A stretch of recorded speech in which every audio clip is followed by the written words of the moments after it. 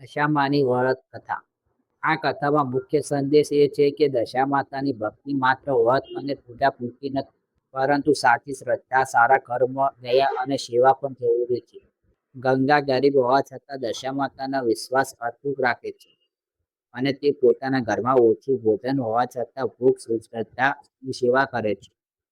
તેથી નિસ્વાર્થ ભક્ત અને સારા કર્મ તેની જીવનમાં ધીમે ધીમે સુખ સમૃદ્ધિ આવે છે. આ કથામાં શીખવા મળે છે કે મુશ્કેલી પણ વિશ્વાસ ન છોડવો, મહેનત કરવી, જરૂરિયાતમંદની મદદ કરવી અને કોઈ સાથે ઈર્ષા ન કરવી. દશા માતા પાસે માત્ર ધન નહીં, પરંતુ સદબુદ્ધિ, સુખ શાંતિ અને સેવા કરવાની શક્તિ માગવી જોઈએ. જય દશા માતા. ભક્તજનો, આજે આપણે સાંભળવા જઈ રહ્યા છીએ દશા માતાની પવિત્ર વ્રત કથા.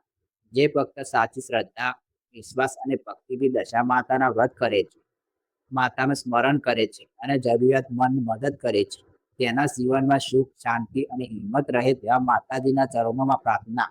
એક ગામમાં એક ગરીબ પરંતુ ખૂબ જ ધાર્મિક પરિવાર રહેતો હતો. પરંતુ એક સ્ત્રી હતી, તેનું નામ ગંગા. ગંગા ખૂબ જ સરળ સ્વભાવની દશા માતાની પરમ ભક્ત હતી.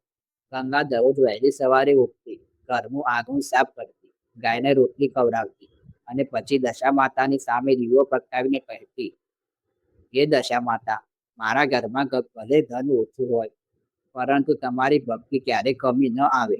મારા પરિવારને સુખ રાખજો અને સૌને દુઃખ દૂર કરજો. ગંગાના પતિનું નામ હતું રઘુ. રઘુ મહેનતુ હતો, પરંતુ છેલ્લા ઘણા જ સમયથી તેમના કામમાં નુકસાન થતું હતું. ઘરમાં અનાજ ઓછું હતું, પરંતુ દેવું વધી ગયું હતું. એક દિવસ રઘુ ખૂબ જ દુઃખી થઈને ઘરે આવ્યો. ગંગાએ પૂછ્યું, શું થયું, તમને આટલા ચિંતિત કેમ છો? રઘુ બોલ્યો, આજે પણ કામ મળ્યું નહીં, ઘરમાં અનાજ નથી, દેવું વધી રહ્યું છે, મને સમજાતું નથી કે હવે હું શું કરું. ગંગાએ શાંતિથી કહ્યું, ચિંતા ન કરો, આપણે દશા માતાના પર વિશ્વાસ રાખીએ છીએ, માતા આપણને રસ્તો જરૂર બતાવશે. રઘુએ કહ્યું, માતા પર તો મને પણ વિશ્વાસ છે, પરંતુ પ્રાર્થનાથી બધું કેવી રીતે બદલાશે? ગંગા બોલી, પ્રાર્થના સામે મહેનત પણ કરીશ, માતા આપણને હિંમત આપશે. બીજા દિવસે ગામમાં દશા માતાના વ્રત વિશે વાત થઈ રહી હતી. ગામમાં એક વૃદ્ધ માતા ગંગાના ઘરે આવ્યા. તેમને કહ્યું, બેટી, જો તારી શ્રદ્ધા સાચી હોય તો દશા માતાનું વ્રત કરજે.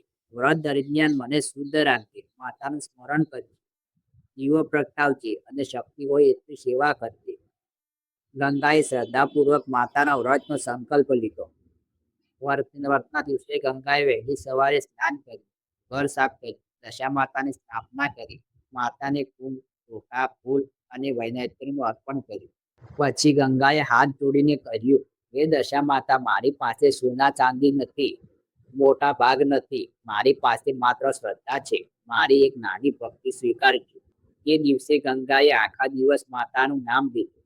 સાંજના સમયે એક અજાણ્યા વૃદ્ધ સ્ત્રી તેમના ઘરે આવી. વૃદ્ધાએ કહ્યું, બેટા, મને ભૂખ ખૂબ જ લાગી છે, કંઈ ખાવાનું મળશે? ગંગાના ઘરે પણ થોડું જ અનાજ હતું, છતાં ગંગાએ વિચાર્યું કે માતા કોઈ પણ સ્વરૂપમાં આવી શકે છે.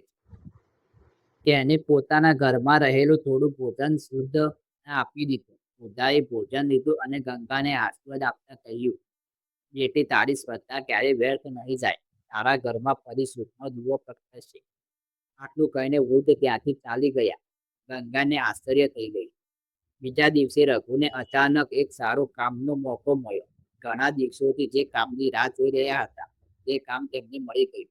રઘુએ મહેનત શરૂ કરી. ધીમે ધીમે ઘરની પરિસ્થિતિ સુધરવા લાગી, પરંતુ ગંગાએ માતા ભક્તિની છોડી આરામ કર્યો નહીં. તેને વ્રત અને પૂજા ચાલુ રાખી. ઘરમાં સુખ આવ્યું ત્યારે તેમને ગરીબી ભોજન આપતા આપવાની જરૂરિયાતમંદ મદદ કરવી. થોડા સમય પછી ગંગા ઘરમાં સુખ સમૃદ્ધિ આવી. રઘુને કામ પણ સારું ચાલવા લાગ્યું. પરંતુ ગામમાં એક સ્ત્રી હતી, તેનું ગંગાને જોઈને ઈર્ષ્યા કરતી હતી. તેનું નામ કમલા હતું. કમલાએ ગંગાને પૂછ્યું, તારા ઘરમાં આટલું બધું સુખ કેવી રીતે આવ્યું? ગંગાએ કહ્યું, બહેન, આ બધું દશા માતાની કૃપા છે, પરંતુ માતાની ભક્તિનો અર્થ માત્ર ધન માગવું નહીં.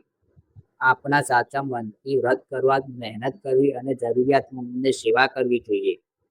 કમલાએ પણ દશામાતાનું વ્રત શરૂ કર્યું, પરંતુ તેના મનમાં માત્ર ધન મેળવવાની ઈચ્છા હતી. તે પૂજા કરતી, પરંતુ ગરીબ વ્યક્તિને મદદ માંગવા આવે ત્યારે તેને પાછો મોકલી દેતી. એક દિવસ તેને ઘરમાં બહાર એક વૃદ્ધ ભિક્ષુક આવ્યો. તેમને કહ્યું, માતા, મને થોડું ભોજન આપો. કમલા ગુસ્સે થઈને કહ્યું, મારા ઘરમાં કંઈ નથી, અહીંથી જાઓ. ભિક્ષુક શાંત ત્યાંથી ચાલી ગયો. તે જ દિવસે કમલા ઘરમાં મોટું નુકસાન થયું.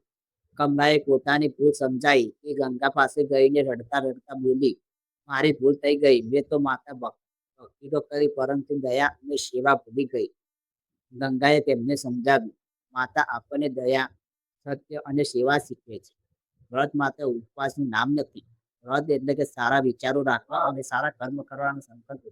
કમલાએ પોતાની ભૂલ સ્વીકારી અને સાચા મનથી દશામાતાની ભક્તિ શરૂ કરી. કહેવાય છે કે થોડા સમય પછી તેના જીવનમાં પણ સુખ શાંતિ પાછી આવી. ત્યારથી ગામમાં દરેક વ્યક્તિ દશામાતાની ભક્તિ સાથે એકબીજાની મદદ કરવા લાગ્યા. બધા લોકો દર વર્ષ દશામાતાના વ્રત કરતા, માતાની કથા સાંભળતા અને અંતે સૌ મળીને માતાજીની આરતી કરતા. ગંગા દર વર્ષે એક જ વાત જરૂર કહે, દશામાતાની પાસે માત્ર ધન ન માગ, માતા પાસે સદબુદ્ધિ, સ્વચ્છ મન, પરિવારની એકતા, મહેનત કરવાની શક્તિ અને બીજાની સેવા કરવાની ભાવના માગ. અને ત્યાંથી ગંગાનું ઘર માત્ર ધન નહીં, પરંતુ પ્રેમ અને શાંતિથી ભરાઈ ગયું. દશામાતા કી જય. હે દશામાતા, જે ભક્ત તમારા નામનું સ્મરણ કરે, જે શ્રદ્ધાથી તમારું વ્રત કરે, જે સાચા મનથી તમારી પૂજા કરે, જે ભૂખ્યા અને મન જરૂરિયાતમંદ સેવા કરે, જેના ઘરમાં સુખ શાંતિ અને પ્રેમ જળવાઈ રહે, માતા સૌના દુઃખ દૂર કરે, સૌના ઘરમાં સુખ અને સમૃદ્ધિ આપે, સૌને સદબુદ્ધિ આપે અને દરેક ભક્તોના જીવનમાં આશાનો દીવો પ્રગટાવે. બોલો દશામાતાની જય. આ કથા શ્રદ્ધાથી સાંભળનાર અને ભક્તની માતાનું સ્મરણ કરનાર સૌ ભક્તો પર દશામાતાની કૃપા વધી રહે એવી મારી પ્રાર્થના. જય દશામાતા.